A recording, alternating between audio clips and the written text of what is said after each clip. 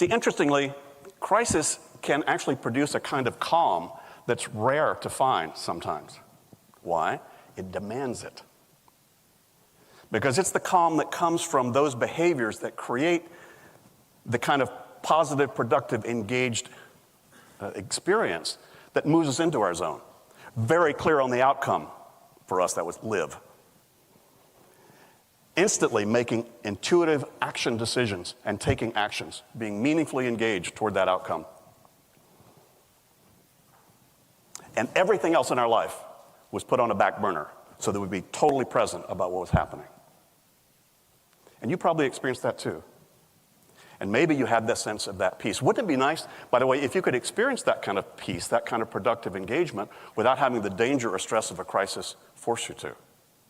It actually is possible. Let me give you a little secret. Getting things done is not about getting things done. It's really about being appropriately engaged with what's going on.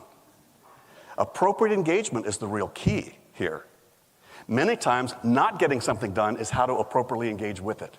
Every one of you, hopefully, is appropriately not engaged with every single thing else aside from listening to me right now. So there's something unique about being appropriately engaged. Why does a crisis get us there? Because it forces us to do those behaviors that get us there. Now, there's a lot to unpack about this idea of appropriate engagement. I'll hit the highlights of it, but a few indicators of this would be, think about, are you appropriately engaged right now with the project you're on, with the paper you need to write, with your cat, with the holiday coming towards you?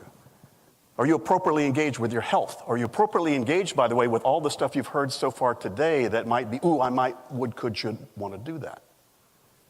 Do you have appropriate engagement with that? And an indicator, by the way, that you don't have to go very far to find opportunities to be more appropriately engaged, just notice what's on your mind. Any of you have anything on your mind, aside from listening to me? Any of you have any strategic and important stuff on your mind? Well, interestingly, the more it's on your mind, the more it's not happening. The more you are inappropriately engaged with it. Why? It's not on cruise control. It's only on your mind because you know there's still some thinking or some decisions about that you haven't made, or you haven't parked the results of that into some trusted systemic process that you trust will be triggered at the right time in the right way. You actually don't have to finish those things, folks, to be appropriately engaged and get them off your mind. But there are very specific things that you do need to do about that.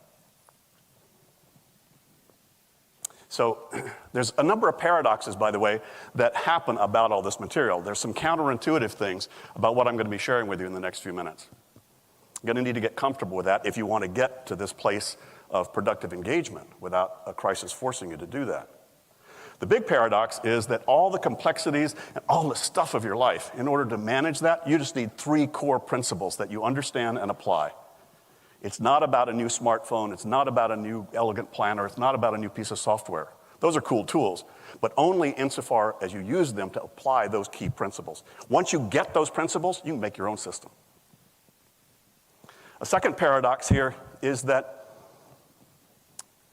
the initial moves and behaviors and best practices of this may very likely, for many of you, initially feel very awkward, very unnatural, and even unnecessary.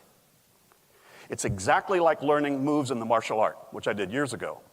If you want to learn how to maximally produce power with a karate punch, you're going to have to spend hundreds of hours doing something that feels very awkward and very unnatural as a movement. Hundreds of hours doing that. Once you do that, by the way, you'll never go back to anything less in terms of producing power. Some of the things I'll be recommending will be just like that. For instance, don't keep anything in your head the rest of your life. That's going to feel unnatural, awkward, and unnecessary. Every single thing you're committed to finish that takes more than one step to finish it, you need to clarify exactly what that outcome and project is and put that on a project list that you look at least once a week.